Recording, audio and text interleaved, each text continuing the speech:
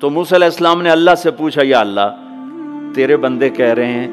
کہ یہ بہت برا ہے، تو کہہ رہا ہے میرا دوست ہے، تو اب میں کیا کروں؟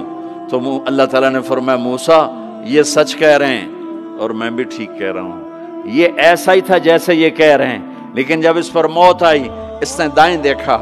اسے کوئی نظر نہ آیا، اس نے بائیں دیکھا اسے کوئی نظر نہ آیا، اس نے پھر میری طرف دیکھا تو موسیٰ میری غیرت نے گوارا نہ کیا کہ جس کو سب چھوڑ جائیں اور وہ بے بسی میں مجھے پکارے اور میں اس کی پکار پہ لبیک نہ کہوں۔ اے موسیٰ